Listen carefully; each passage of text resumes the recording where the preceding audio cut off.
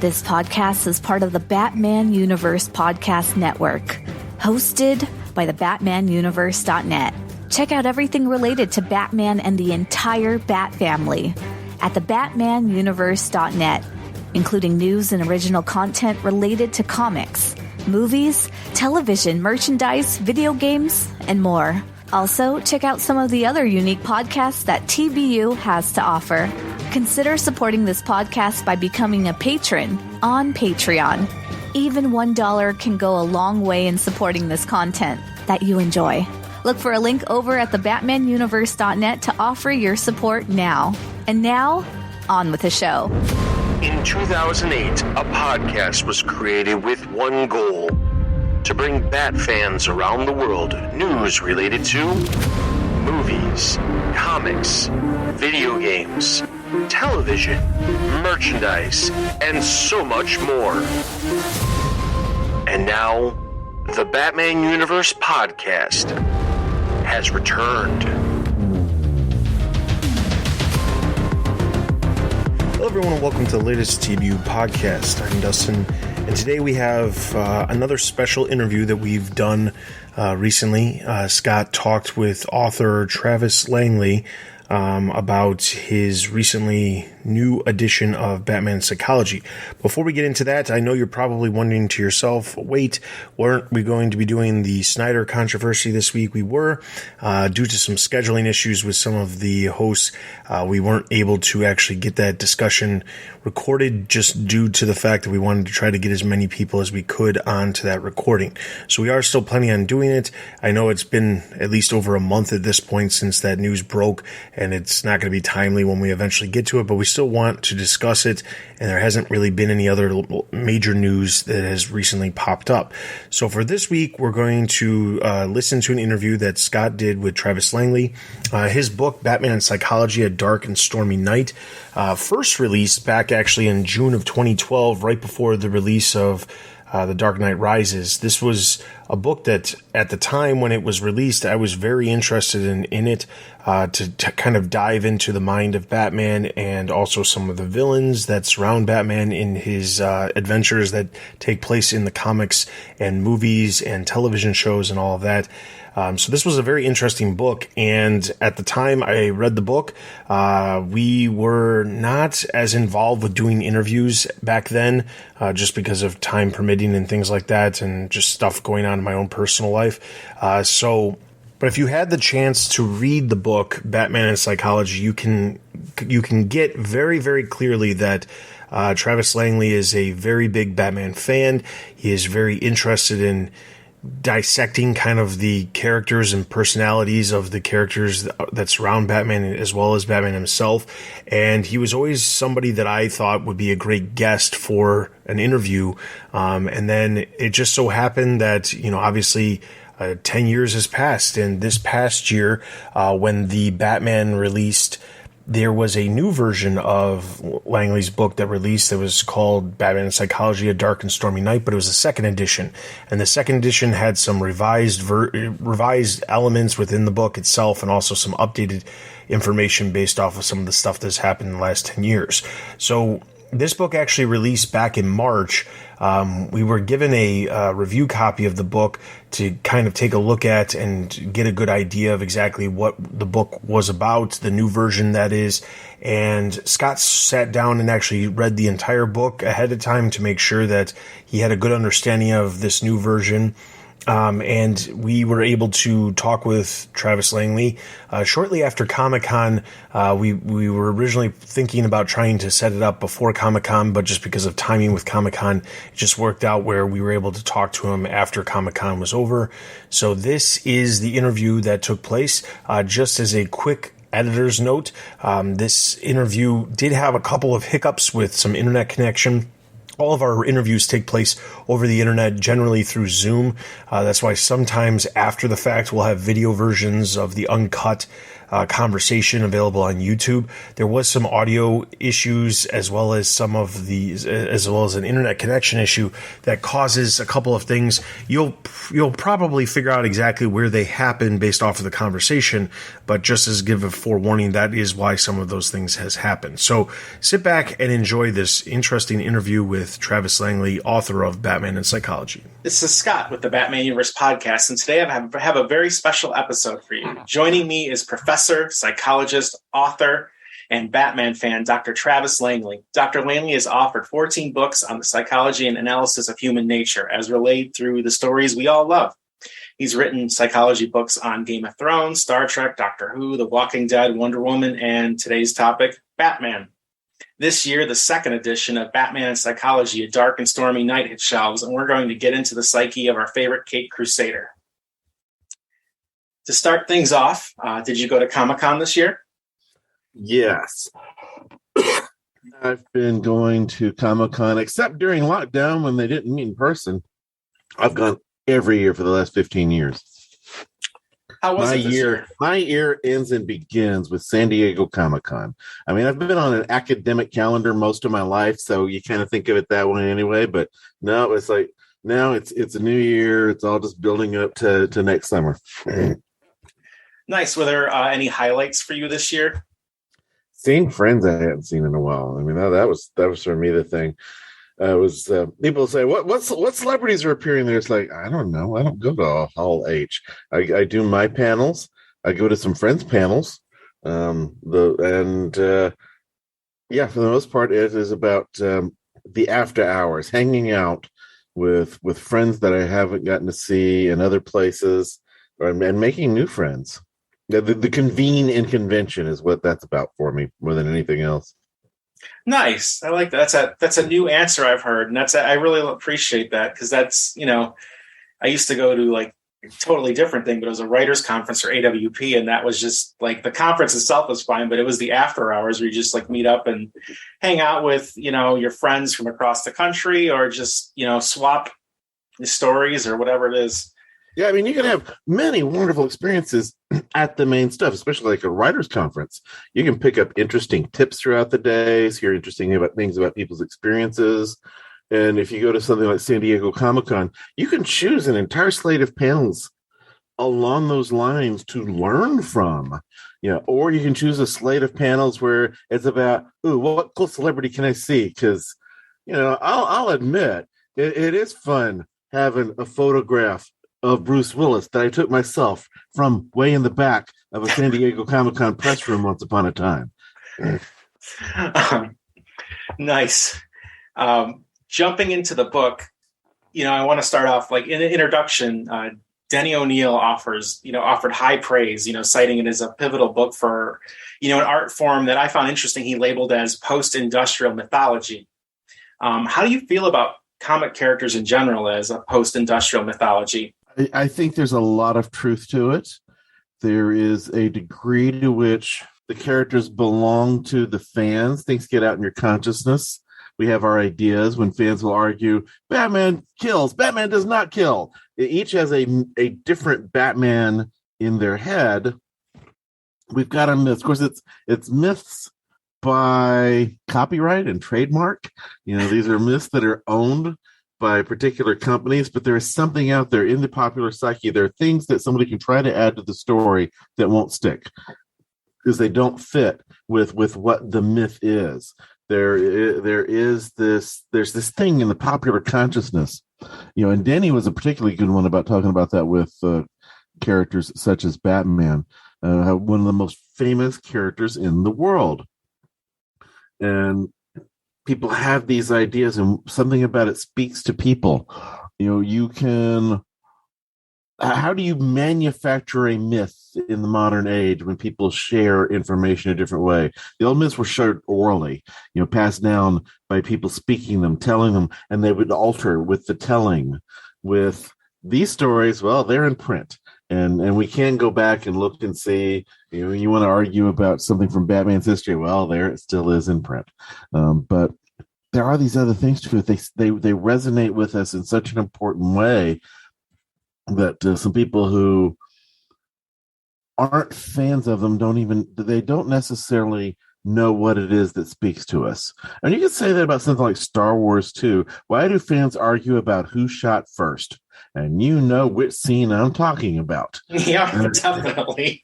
And to me, it's I wrote a whole chapter on why people argue about that one. But I'm just using that as an example of it. There was something about whichever version spoke to the person that was meaningful. And somebody else can edit the movie. It doesn't change the person's original feeling about it. You know, half the books I work on are about comic book characters because that's what's particularly interesting to me. And the durability that they have in a way that a lot of these other stories don't have, and the flexibility they have that some of them don't. If a new Harry Potter story is not written by J.K. Rowling or rubber stamp endorsed by it, which apparently the Cursed Child is, it's not really Harry Potter. But you can have your feelings about Harry Potter change because of some things J.K. Rowling's saying about people out there. It doesn't take away from what your original feelings were and why it spoke to you at that time. And so these are things that let us think about the world and people while stepping aside from some of our existing biases and assumptions about the real world. It's a good way to put it. And something, when you're talking about how, it used to be an oral tradition and now it's in print. And it's interesting because it got me thinking, when you're talking about that, part of the, one of the things that happens it seems like every 5 years now is there's always like a line-wide, event or change that kind of upsets the status quo a little bit. And there are very obvious business reasons to do that, launching point for new readers, things like that. But also in a way it could serve to free the character from time. And as we explore these characters and explore ourselves and, what we feel or believe in, maybe that's, in a way to help adjust that character as, You can do that. They can also reveal the things that, fans are still clinging to such and such thing before, crisis number 89. And I don't mean year 89. I mean the 89th dadgum universe shaking crisis. Crisis on Infinite Earths was groundbreaking and shook up the whole line and created a lot of opportunities for new stories to be told. But there were things that would keep creeping back in over time, because people saw some of these other elements that we'd set aside are still part of what speak to people, and they have their value, they have their place. Sometimes the silly stuff has to be there. Batman sometimes has a dog. Sometimes there are these other colors of kryptonite. There are stories to tell with them. Even if you just want we're gonna have that be a non-canon story. Well, you're still telling a daggum story. It is still a story, whether it's canon or not. It is out there for us. On that note, probably the most recent example I could think of is the New 52, the shift to it, and now the shift very much away from it. And since then they've done Doomsday Clock and a couple of other stories to keep trying to tweak those things. But yeah, with New 52, that when they restarted them all at number one, even Detective in Action, although those eventually went back to their original numbering, but they reset for the whole line. The creators, it was just sprung on them.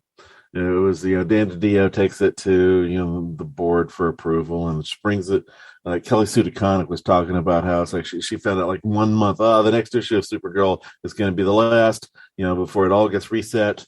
It was disheartening to them. Crisis on Infinite Earths, they'd been building up to this for 2 years. All the different creators had time to flesh out their ideas. So it was this collective activity that was exciting and invigorating to them, as opposed to when it just gets inflicted upon the creators. It's will we see, more things simply being inflicted upon creators for business decisions, such as not releasing a $90 million movie for reasons that are baffling. We just talked about that last night on the pod that's coming out Friday. That's a baffling one, but it does the kind of one of the reasons stated for that ties into this though. It was said that it didn't support the vision that the new folks in charge have for the DCEU. So it's like, so they're taking away from the freedom to tell a story, and if you're playing in the big sandbox, that all this does need to be in the same continuity. Clearly, with Marvel movies, they've got a big old continuity, and a filmmaker that wants to tell a story that messes up that continuity for everybody else, that's an issue. That happened with the Ant-Man movie. There were some things he wanted to do that didn't fit what they were doing with that overall. But this was with a universe that was already being established and building and growing, as opposed to one that has never exactly gotten off. I personally thought it was more promising when they're just letting them tell their own stories. The Batman does not have to be set in the same universe as the rest of it. The movie Joker does not have to be, they do not have to worry about where it ties into continuity. They had the freedom to tell, think of them as Elseworld stories or whatever, but they had the freedom to tell those stories in those films. And it seems like a lot of that freedom is being taken away to support a cinematic universe that has never really been developed. Yeah, no, it's a good point, though, and just having these things, just telling their own stories. I was actually interviewing Michael Uslan a week ago. When you were talking to him when? About a week ago. Oh, okay. And he was... Because I talked to him the week before that. And we were talking about, just, where it's at now, like on a production level, how you have all these different movies. Obviously, it's before the Batgirl news. But, he was talking... Michael is quiet about that. Yeah, that's one of those things. There are people who are in positions where they've got to deal with studios and others, and sometimes the thing to pay attention to is what they don't comment on publicly. Yeah, true. He was just, at the time he was just saying, now, like, years ago when Watchmen came out, it seemed like people he was with, they had a harder time understanding, the time elements of that movie. But we now kind of live in an era where everyone's already used to the multiverse idea, and people just kind of assuming where the groundwork is already there for people to just understand that concept going into, having these movies that aren't necessarily connected. I know it wasn't that long ago Michael was still talking about his excitement about Michael Keaton's return to the Batman role. And now, will we ever get... It's like, we've got two movies. Yeah. The Flash and Batgirl, that he's important in both of these. And they're tied up for different reasons. Warner wishes they'd gone ahead and released The Flash during lockdown instead of just postponing until there's bound to be a better date. Yeah. Yeah, true. Not that they would have any reason to know what was going to come up with Ezra Miller, but sad. We could have seen Michael Keaton as Batman again 2 years ago. I know. I was very jazzed for that. Yeah. I make a passing reference to it in some of the updated stuff in Batman and Psychology. Just a passing reference. And an end note referring to these movies that still hadn't, but we might never see. I don't know. We'll see them in some form. I mean, eventually, people even got access to Roger Corman's Fantastic Four, and the Donner cut of Superman. Eventually, we'll see them, but that's funny, yeah. Because I was thinking about Fantastic Four yesterday when all the news broke. I was just like hoping some brave soul would do, what some employee did with Fantastic Four. You've seen Roger Corman's Fantastic Four? Yes, yeah. It's hilarious. It is. It's funny because my uncle had it on Betamax, and that's because he's an old Fantastic Four fan from years and years back. But yeah, I've seen that. It's a good time.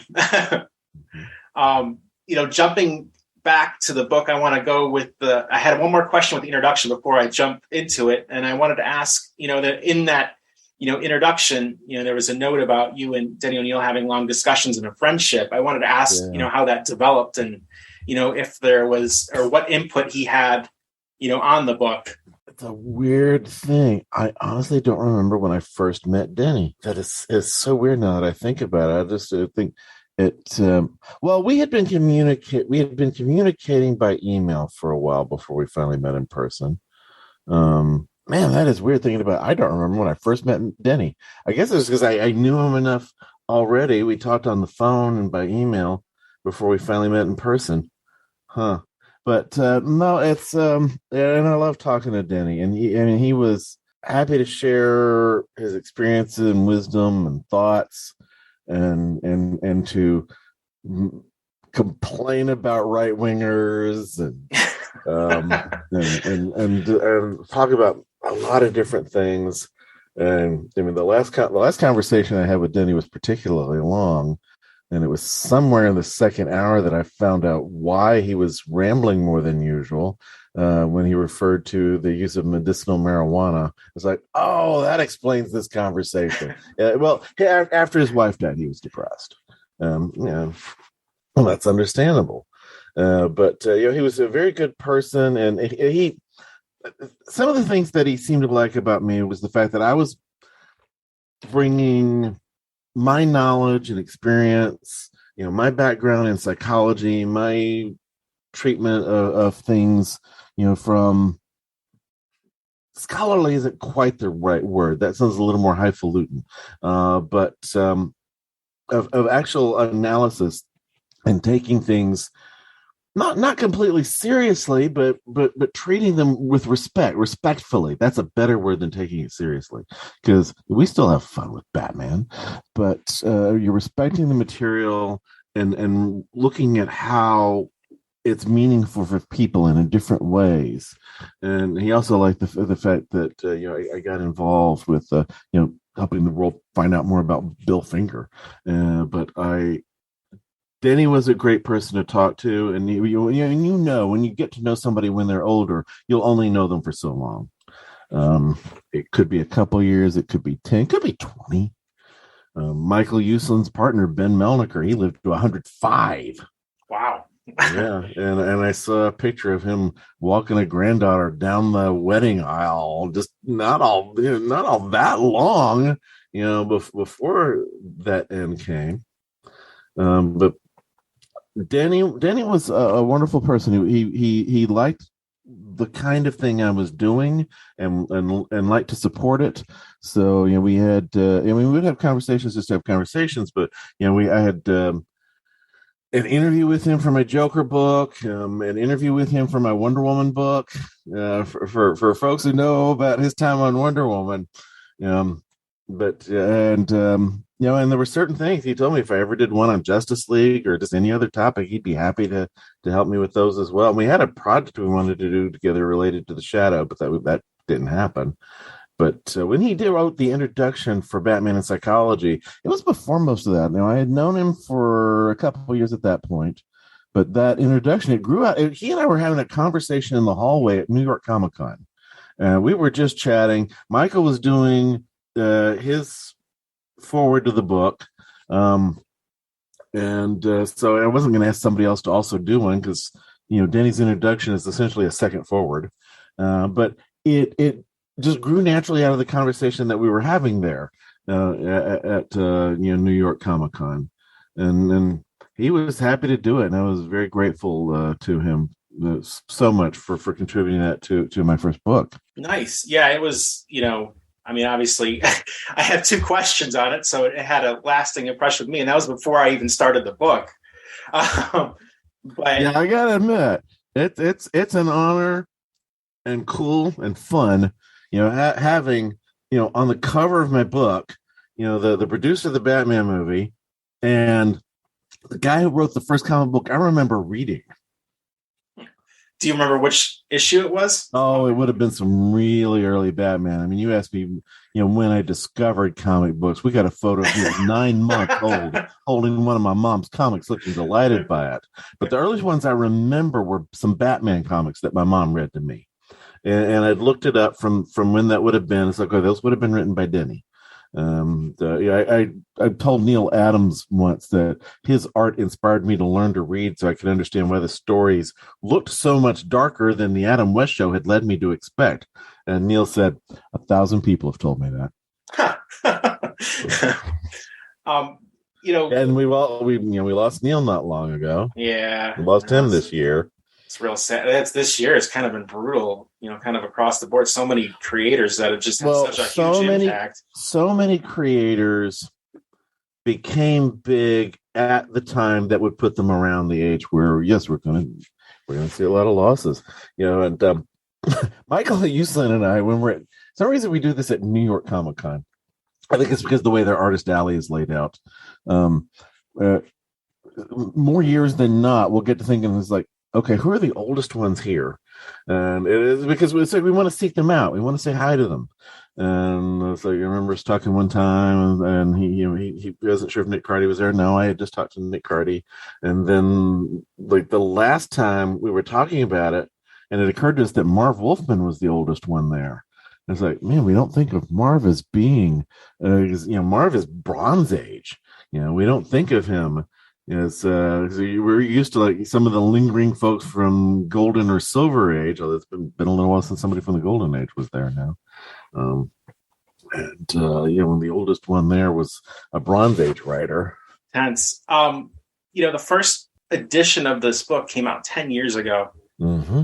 So how did it feel to, revisit this book and update it? And, what were some of the things that fueled the second edition? Now, how it felt like visiting an old friend. It really did. I've worked on all these other books, but Batman is the one people talk to me about far more than anything else. It is so special. It is something that's always, Batman's always been my hero. And I put a lot of things into it. To me, some of the most important things about psychology and human nature, we're talking about them, the Batman stories in there. Anybody reading that will see this like, oh yeah, this guy loves Batman. But it did. And well, for the last 10 years, things that have come up in the last 10 years. We've had Affleck, we've had Pattinson, we've had Gotham, Titans. Not as many people are going to know about that, but there were a couple little things worth mentioning from Titans in there, and it's not just those new stories and the things that have been happening in the comics. Although more of them will come and go. Alfred died. It's been a few years now since Alfred died, and we all still know he'll come back. He'll get better. It's death. It's like a cold. Alfred was dead in the 60s when it wasn't even common to kill people off all the time. And then he came back to life as this purpley spotted guy, the outsider, because he was going to be in the TV show. But there are some issues that have happened, during that time. It's not just, and some of it has to do with those new stories, but not just about the fact that there are new stories. People debate. So one of the two new chapters is Batman's views on killing and weapons. Fans argue about that in ways that they weren't doing 10 years ago, largely because of the Affleck version. And you've gone silent on me, so I have to just fill the gaps. Sorry. Ask myself the questions. Oh, okay. No, there was a noise in the background. I had to. I didn't hear anything. But fans got to debating the issues of whether Batman does kill, whether Batman should kill. Those are different questions. And to me, that's an argument that can never end. So yes, you can find examples of stories from his 4,000 adventures in 80 years written by 1,000 different people. Especially if you want to go pulling stuff from the first 2 years of the comic while they were figuring the character out, before editor Whitney Ellsworth said Batman should not kill anybody, and Bill Finger said, he was right. Batman should be good enough. He should never have to do that. And of course you can find examples. It goes into what's my mental Batman as opposed to yours. And so people can argue that, and nobody can exactly win. The philosophical arguments, people argue the logical reasons why Batman should or should not kill. The book Batman in Philosophy and in Batman in Ethics. But the book Batman in Philosophy has this chapter by Mark White in which he goes through different kinds of philosophical arguments, both for and against, specifically killing the Joker. To me, what's interesting are the psychological reasons, because it's like those two things. Does Batman kill? Should Batman kill? People can argue forever. To me, what's interesting are the psychological reasons. Why wouldn't he? And people on either side of the should argument will take into consider that. It's like, why wouldn't someone? They can have their feelings about it. What psychological reasons would figure into a guy embarking on a crime fighting mission would not kill. And then it becomes important again with the Pattinson story recently, but a different way, with this emphasis that he is not going to kill. So I got a whole chapter on that, and then there's this other chapter on Batman as inspiration. I had to take out the humor chapter to make room for it. Although I salvaged a little bit of the first edition's humor chapter here, and I salvaged more of it in a chapter over in Joker. So it's more like it didn't disappear; it just kind of moved over into my Joker book. Okay. So I thought that's an obvious place, for me to use something somewhere else and take it out of here, because I want to talk about Batman as inspiration. The first half of the chapter is about him inspiring people within his world. Yeah, but let me bring in some characters that I didn't really have a logical place to say much about, like Cassandra Cain and Duke Thomas, who has been important in the past decade. Other characters in their world had been inspired by Batman, but the latter half, I think, is the more important, when we get into ways in which the fictional character inspires people in the real world, and why a fictional character can inspire someone facing cancer, to find strength as they're engaging in this fight. And there are a number of different people who Batman has been their example on this. Daniel Scott, the one-legged Dance Revolution champion, who he's wearing symbols of Batman as he's in the competition. The number of people who have told me, and it's not just Batman, but it's the number of people who have told me that specific fictional characters and stories help them break a chain of suicidal thinking, of suicidal ideation. Paul Dini, who wrote for Batman the Animated Series, created Harley Quinn. He was brutally injured when Okay, sorry about that. Internet crashed. We were talking about the internet crashed. Yes, It seems like no time passed at all. So we're talking about Batman as inspiration, and how he inspires people to go through such challenges in life, and some of their darkest days, even we were talking about, and just how it's and power to inspire people can come from a lot of different places. It can come from fictional characters. We grow up learning from stories. We learn values from stories when we're a kid. We learn lessons from children's books, teaching us things about counting and colors, but also cooperating, caring about other people, also reasons to go the heck to sleep. But we are inspired by stories from so early in our life. We are inspired by characters who don't even exist. We're inspired by people in our lives, yes, but we actually know the fictional characters better than we know most real people, because they're fictional. If something happens, some new story comes up that's like, oh, that doesn't work at all. It's like, Batman shouldn't be doing that. Okay, in real life, if your hero, like your grandpa, turns out to have been, secretly a drug addict. I'm not saying your grandpa was. I'm saying if your grandpa turns out to have been secretly a drug addict, that colors everything you've ever had to think about that grandpa. If somebody does that with a superhero in a story, that does not necessarily change everything you've ever thought. It's like, nope, my hero is the one who was in the stories before that. It is not what redefines. There are some characters who get redefined by something like that, like Green Arrow's sidekick Speedy. That's going to come up forever regarding him. It makes him more interesting than he used to be. But it didn't keep coming up with Harry Osborn. In the comics, it was a specific story and did not come up over and over. But somebody has a story in which Batman does something heinous. You can be, well, screw that writer. That's not my Batman. You can't go, screw that news reporter. That's not my Lance Armstrong, when Armstrong gets caught doping. True. So the fictional characters can stay within. They have a resilience that real people don't necessarily have, and there's a purity to the story and the point and the value.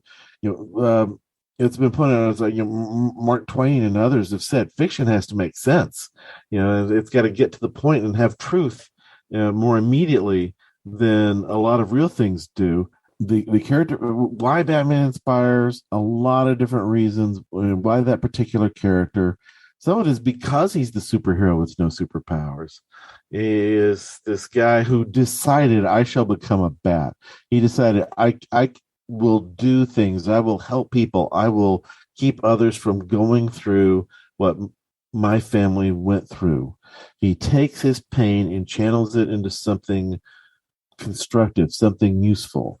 When in real life, if you're walking through the worst part of town and you're kind of nervous about the people around there, you stepped into the scary looking biker bar.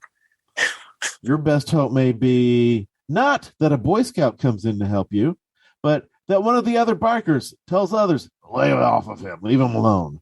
It's like sometimes it takes the person who has the darkness to make us feel safest in the most dangerous places. Diving into Batman's, psyche specifically, I noticed in chapter 4, you have a great section about, his identity. That's the trauma chapter. That's the trauma chapter. Yeah.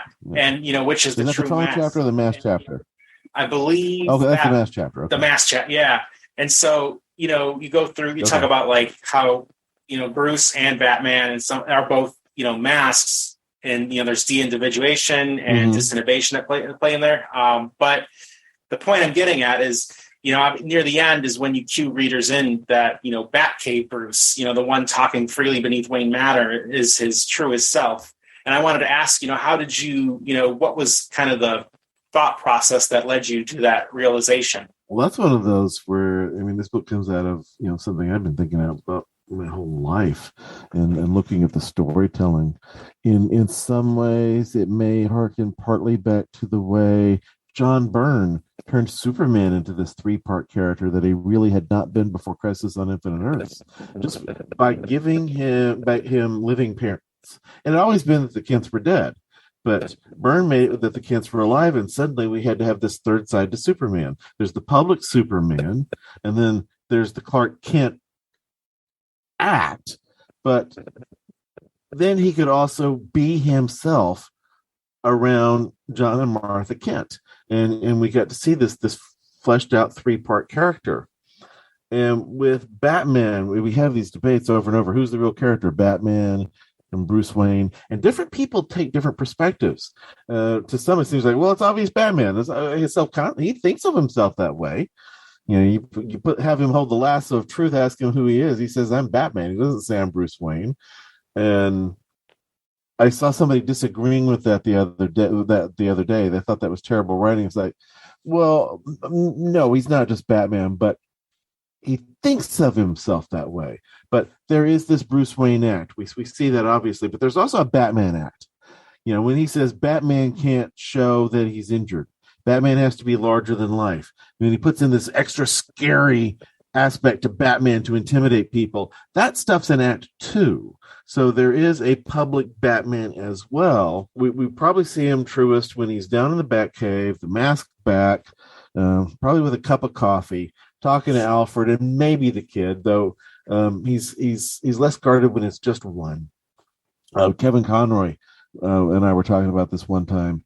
And his feeling is that Batman's truest to himself when he's alone, when there's nobody to have any kind of act for.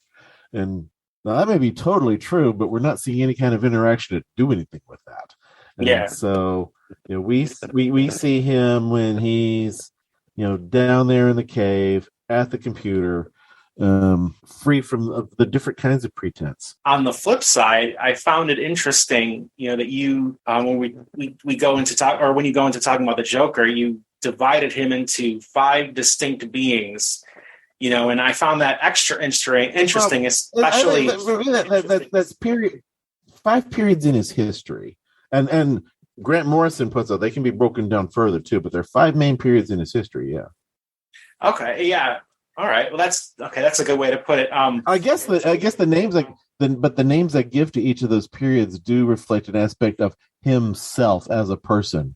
They're not just names for periods of time. As Agent of Chaos, the King of Arkham Asylum, the Clown Prince of Crime. So yeah, each of those five, I name for the different aspects of him as a person. That's true. And then you have, I was going to lead into, you have a whole separate book on the Joker. You did mention it earlier. And is there anything you can tell us a little bit about, the Joker book, that kind of separates it from the Batman book? I know you said he moved some chapters and obviously it's more Joker focused, but. Yeah. And that one, I wrote about 2/3 of the book. I have other people contributing chapters to that one as well. Other psychologists, especially the last chapter. I've got a dozen different people weighing in, talking about different kinds of therapy. It's like, would this type of therapy help the Joker? No. With that one? No. With that one? No, that would make him worse. It's actually shown a group therapy can make psychopaths worse because some of them will pick up on, it's like, oh, this is what they want to hear me say more easily in group therapy than other settings. And then the latter part of that chapter, we go into, well, what about Harley? When she's in a state and ready to grow and so forth. And we would go through, it's like, well, yeah, some of these could work with her. Yeah, for a long time, people kept asking more than anything else if I would do a book on the Joker. There are always people asking, would you ever do a book on such and such? Would you ever do a book on such and such? And often they name things that, oh, yeah, those are on the list of things I'm eventually going to do. Like this year, the two people have been asking me about more than anything else are Stranger Things and Spider-Man. I saw a Stranger Things one forthcoming, right? Yeah, Stranger Things Psychology, Life Upside Down comes out in February. And if I'm doing the Spider-Man book, it comes out in May. Got a loaded schedule there. That's a lot of writing. Well, I'm not writing them all. With Stranger Things, I co-authored one chapter, and then I wrote my introductions. With Spider-Man, I'm writing a lot in that one. So with Stranger Things, my role is far more gathering the different people, herding the nerds, and working with them to develop ideas and see how they fit together. Sometimes it involves helping some figure out their ideas, helping them write it in a way that works for the general audience, because I want these things. Yeah, it would be great for some to be used in a classroom, but that is absolutely not close to the forefront of my thoughts. Impressing other scholars. We are using these to have fun talking about these characters and to teach psychology of real human nature to the world. And to me, that's more important than impressing somebody on my CV, which is really long anyway. I include everything, like including all my Psychology Today blog pieces, because I need to keep track of them somewhere. But with the Joker, people asked about that so much because of the Batman book, and for a while I resisted because something was missing. Obviously, we can fill a book on the psychology of the Joker, but it's so speculative because we don't know for sure what goes on inside his head. And for storytelling purposes, that's best. It's great that we don't know for sure what his definite background is. In The Dark Knight, the first time he tells his background, okay, it's interesting, but I'm kind of disappointed they're giving him a real background. But then when he tells that second lie that is completely incompatible with the first one, it's like, oh, okay, we're taking the Alan Moore approach.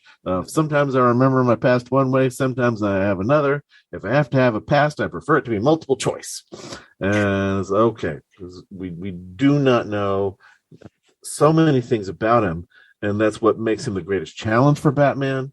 Because he's the hardest for Batman to predict, to know which aspect of the Joker he's dealing with this time. But then I was having lunch with my acquisition editor and the publicist at the publisher, and the publicist said, well, what do you make about the Joker and Harley? Because I was telling her about my reluctance on the book. I was like, well, yeah, we do know a lot about what goes on in Harley's head. It's still mainly about the Joker. And while we were at lunch, I said the subtitle would have to make it clear that it was about, and that's the fastest a subtitle has ever come to me. The subtitle on the Joker psychology is Evil Clowns and the Women Who Love Them. So the title makes it clear it's mainly about the Joker. The subtitle says Harley's in there too. And yeah, it's longer than there's more content in that book than there is in Batman. Wow. Well, so I wrote about 2/3 of the book, but it's enough. There's enough additional material to it. It's for me, it was equivalent of about 90% of what I wrote for Batman and Psychology. So So I wrote a book's worth, but then I have these things from other people because I thought it was important to bring in clinicians, people with different perspectives, forensic psychologists, when we're doing the psychology of the criminal.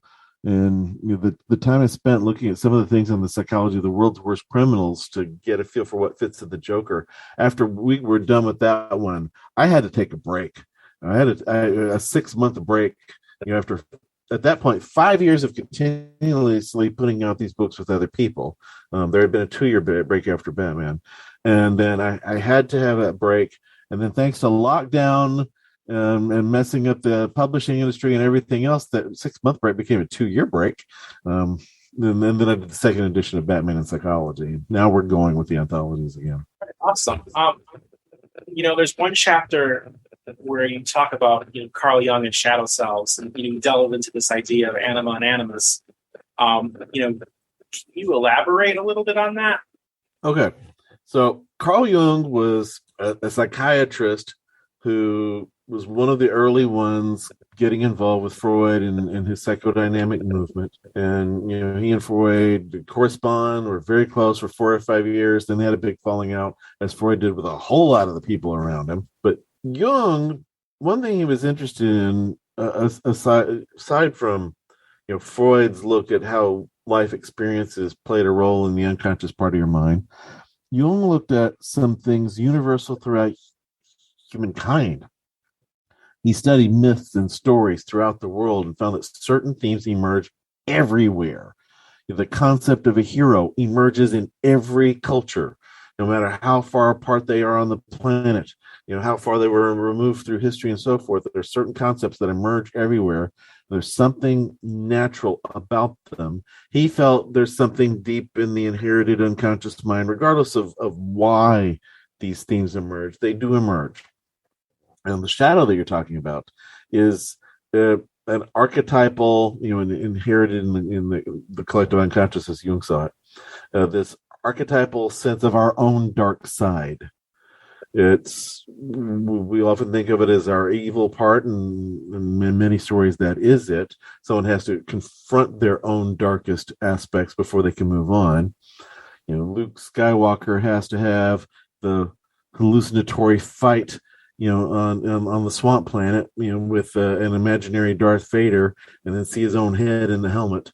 He has this as part of him confronting his own shadow self, or representative of that. There's George Lucas. He was deliberately pulling in Jungian ideas and Joseph Campbell's ideas. And ever since George Lucas, a lot of others have deliberately done these things that Jung and Campbell had said had developed naturally without people deliberately following the model that Campbell in particular outlined with the hero's journey. With that shadow, Jung felt that part of growing as a person involves confronting different aspects of yourself, taking a look at your own persona, your public face, your public mask, and looking at that as such, and thinking about why we act different ways in public. You're going deeper in yourself with the anima and animus, and then even deeper into confronting that shadow. With Batman, we've got somebody who has already gone through this hero's journey. He's gone through this confrontation with his own dark side to find a way to work with it, to make himself stronger and to do good for other things, to take his anger, to take his own worst qualities and channel them into something good out in the world. He does not think of himself as a good person. There's this wonderful line from the Hush storyline, in which, and it's narrative because they don't do thought bubbles most of the time, but it's just narrative. Him thinking about how, Clark, Superman, has the ability to incinerate you from 1,000 miles away, but he won't, because deep at heart, Clark is a good person. And then he adds this thought, and deep at heart, I'm not. He doesn't think of himself as a good person, but he's taking these things and using them to, yes, take out his anger on criminals. Every thug he slugs is a pitiful substitute for the one who killed his parents. But the first part of the mission, and most writers seem to get this, is to keep other people from going through what he went through. If he has to choose between saving a person and getting that criminal, he's going to save that person. He'll try to do both, but he's going to go save that person. The Punisher, you're not so sure if he's going to go save that person or not. He's focused on getting that criminal. For the Punisher, the punishment is, the attack on the criminal is the first mission. For Batman, that's not it, despite how he thinks of himself. But he's taken his worst qualities and putting them to work. So he's working with his own shadow self. So he is a shadow character.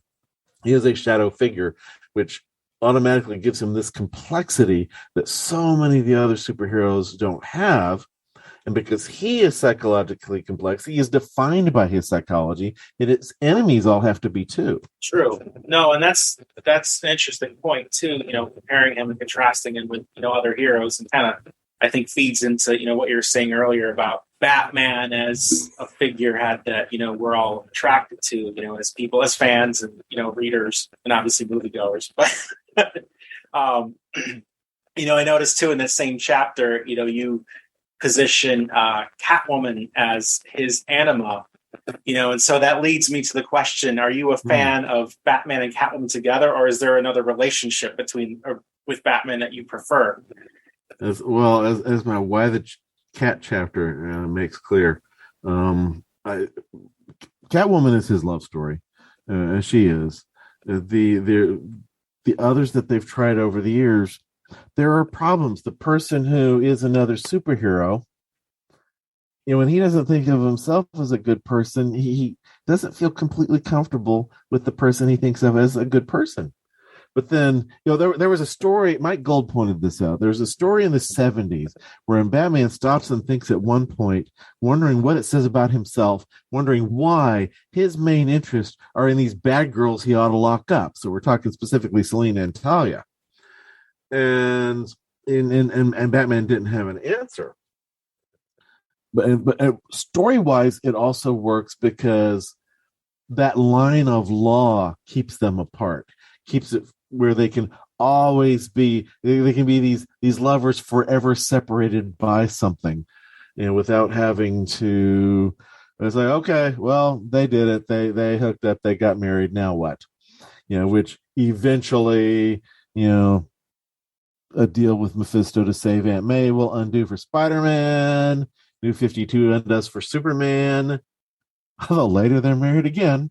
It's there are stories to tell, but it's a different kind of story. And the story of a relationship, the story of a marriage can work very well for plenty of these heroes.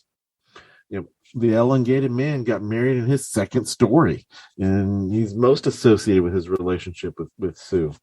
But Batman, he has to be this guy who goes back and forth between work with these others. No, I'm a loner. That Lego Batman movie is one of the best character analyses ever. But he there are times when he isolates himself from everybody, and you can't do that very well with a wife in your household. That's not going to make for a successful relationship.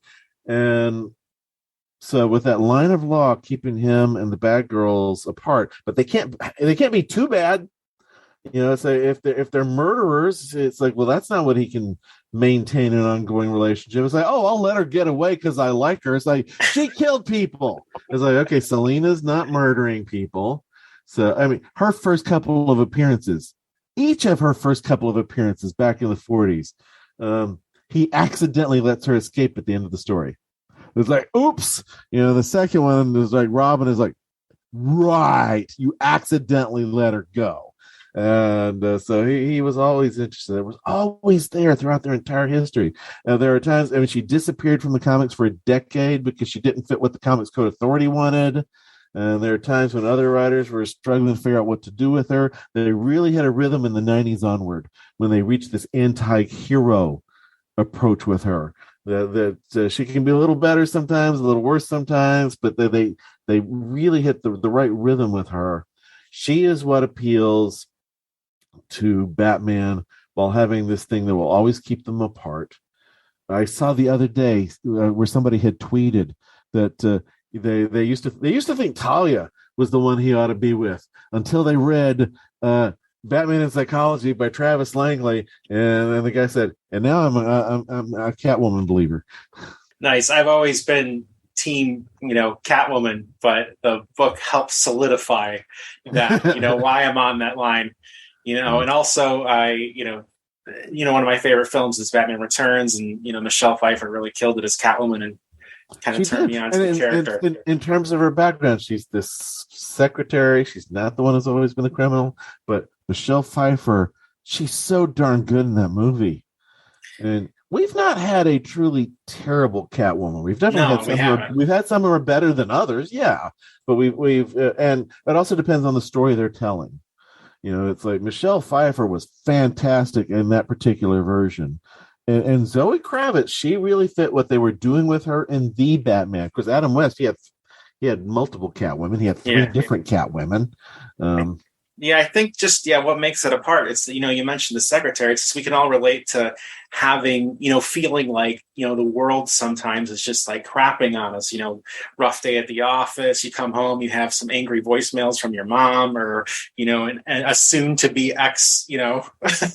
and each version of Selina's background. The secretary in Gotham, or the kid who grew up poor and orphan in Gotham. Now we know in Batman Returns, Selina had a mom because she was leaving a message for her mom and talking to her on the phone. But normally Selina is an orphan. Grew up on the bad side of Gotham. Either way, it's some different aspect of life in Gotham that contrast with Bruce Wayne's life, as opposed to this daughter of an international terrorist who she's not inherently part of Gotham. Selina is inherently part of Gotham, and that makes her another contrast to Bruce Wayne himself, something that both unites them and divides them, even in their relationship to the city. True. I have a heavy philosophical question for you. Maybe. We'll see. Oh, well, that's from Mark White. He does Batman and philosophy. Okay, what are we trying? Earlier, we were talking about, the audience and, what attracts people to this character and everything. And that was one of my later questions in my list, but I had a follow-up to that, in the sense of, we're now in the era of, the MCU, superhero movies are huge and booming. Do you think in the era now, these things are doing so well because we're collectively searching for something? We're always searching for something. When Superman first appears on the scene in 1938, people were looking for heroes that could save them from problems that seemed like they had no easy solution. When gangsters seemed to have been winning throughout the 20s and 30s, and the world was heading to war, we had such complicated things. We wanted somebody to step up and do the right thing, but you couldn't see who could possibly do these things. And here emerges Superman with the powers that let him do this. Batman with the resources that he has. Although we also know, you take all those sources away, plant him in the middle of nowhere, he's still Batman. I had said that for years before The Dark Knight Rises, and then Nolan did it. He took away the money, planted him out in the middle of nowhere, and he still emerges as Batman. Who cares how he got back to Gotham after that? He's Batman. He figured it out. Shipping crate. I don't know. That's a good one. These heroes, these stories that we're drawn to, they appeal to different things we're seeking at different times. We see some definite changes in superhero stories post 9/11. The whole MCU definitely has a post 9/11 influence on the kinds of stories. We want heroes with greater depth so we can believe them. We know we have to see more humanity. Not just somebody step up and I have the ability to do the right thing and this is what we're going to do. You need somebody who we need to know that some of them have some conflicts about it, that they're doing the right thing because they're human. They're doing the right thing even though it's hard. Doing the right thing even though some things scare them and that they have worries. So we need this greater complexity and humanity for us to be able to believe our heroes in this age of communication. There's so many different things that are shaping why we want stories the way we are. Why now every superhero has a tragic backstory. That used to not be the case. They did not all have these. It starts getting inserted. It used to be Flash was the only member of the Justice League who had both of his parents alive during his adulthood until Flashpoint in the New 52. But people are so used to it through the Flash TV show, they just take it for granted that it's always been that his mom was murdered and his dad was, locked up for it. It's like, no, Barry Allen did the right thing because he was the kind of person who was ready to do the right thing. He didn't have this tragic backstory. Hal Jordan didn't have his dad die in a plane explosion right in front of him until Jeff Johns inserted it. That was actually a little before the New 52. But those things had not been in their backstory. We want greater complexity. We want to see the hero's pain. Maybe because we're sadistic, or maybe because we want to know that it means something to the hero when they do these things. They're not doing it for the glory. They're doing it because it's the right thing to do. They're doing it even though it's hard and hurts them. It's a good way to frame it, the meaning and everything. So though I do still like, the non-painful, boring sides of heroes where, maybe their parents don't die, or, I'm one of those people, I'm not big on the CW, but I do like Superman and Lois. And I like the idea that there's this family drama in the background going on, and it's just kind of the everyday boring stuff. But so Superman's, being Superman, but he's also like being a dad. So well, I referred to John Byrne's reboot of Superman in the 80s. He took out one of the more tragic elements when he gave the Kents back to him. And Superman, even though he was from a doomed planet, he doesn't know it till he's older in almost every version of the story. Now, I know in the 70s, he could remember everything, but he had super memory, so he could remember all of it. But no, as generally, the first time when he first finds out about Krypton in the old comics, and when he's trying to track down the origin of kryptonite. He's an adult and already Superman before he finds out where he comes from. Usually, since John Byrne's time, it has been that it's in his teens, when John shows him the ship and he finds out he's an alien, and he still doesn't know the details of it. So there's this mystery about it, but not this pain to it. If you are an adult and before you find out the tragic background, that you came from, it's like a history lesson. It can be painful finding out it's like they're all gone. There is no hope of ever meeting any of them or anything like that. But it's not the kind of trauma that you remember the event itself. The person who is fleeing from the Nazis and has that personal account, it affects them in a way that it cannot affect the child who simply knows that it happened to them. It'll still affect that kid and be something that's in there in the life, but it's not the same experience at all. It's not the personal trauma. Superman did not have the personal trauma of Krypton exploding. He found out about it a lot later. Batman sees his parents murdered before his eyes. 6 months into the run of the character, Bob and Bill, brainstorm about what motivates this guy, and they decided there's probably nothing more traumatic than that. And Spider-Man is honestly the next big twist on that. When Stan and Steve, have it where he's got this guilt, about Uncle Ben getting killed, but because he didn't stop the burglar himself, that really is the next big twist in the superhero tragedies. Yeah, no, I loved that too with Spider-Man. The idea that it was kind of doing things for selfish reasons at first, and then he gets this drastic life event that changes. I think that kind of speaks to the power of why that character is so popular too. Is there's that lasting,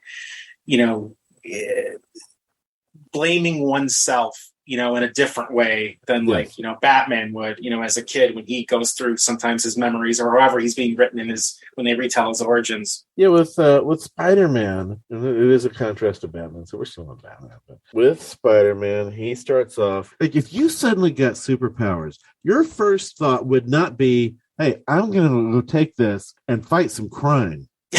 Much earlier would be, ooh, how can I pay my bills with this? If you suddenly had telekinesis, like if I suddenly had the ability to make things move 1 inch, I know what I would be doing with that superpower. I'd be at a casino moving a ball on a roulette wheel. I'd do some research, make sure it's a crooked casino that deserves it. But that is not about justice. That is about making sure I don't feel guilty about what I'm doing. That's I think that's the more common thing. Him taking those powers and using it to try to help himself have a better life is a very normal human reaction. I was just proofreading yesterday a draft by someone contributing to the Spider-Man book, and where he's talking, that's exactly what he's talking about for that chapter is the fact that Pete did not start off choosing to be a crime fighter, and the very normal human motivation that was involved in what he was doing.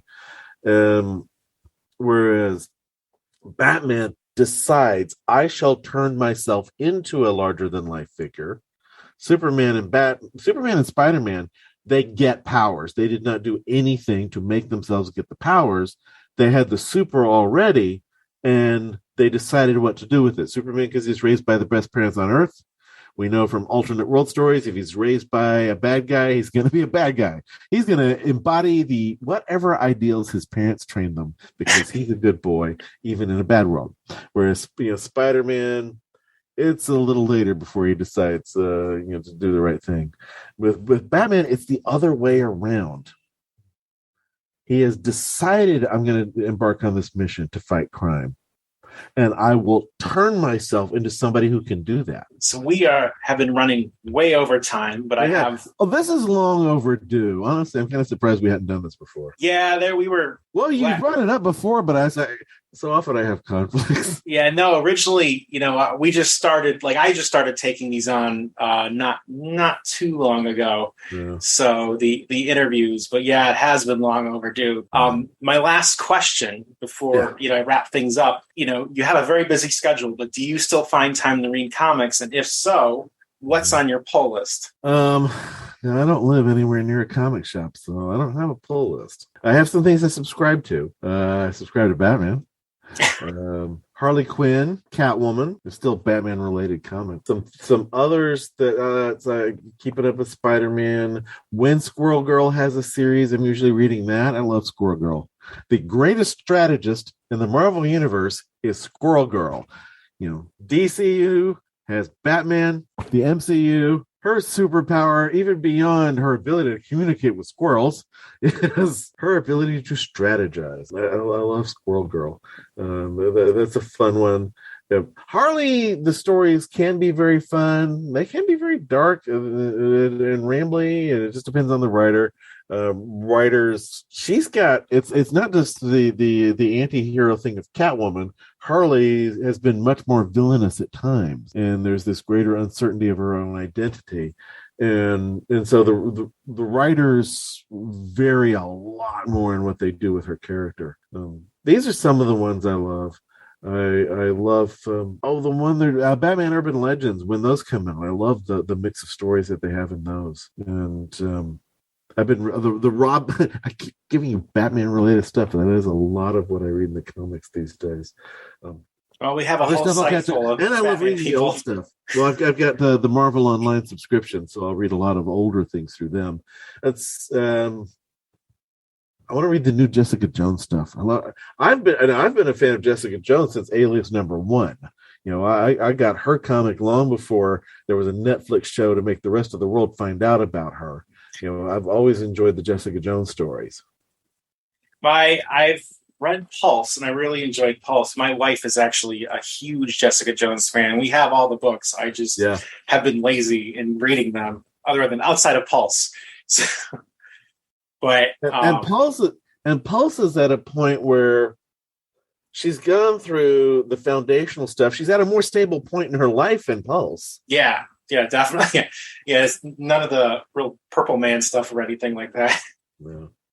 But, with that said, I want to thank you for your time. Sure. I'm glad that we got together. Finally, we had a chance to chat. It was an absolute pleasure, and you are a wealth of knowledge.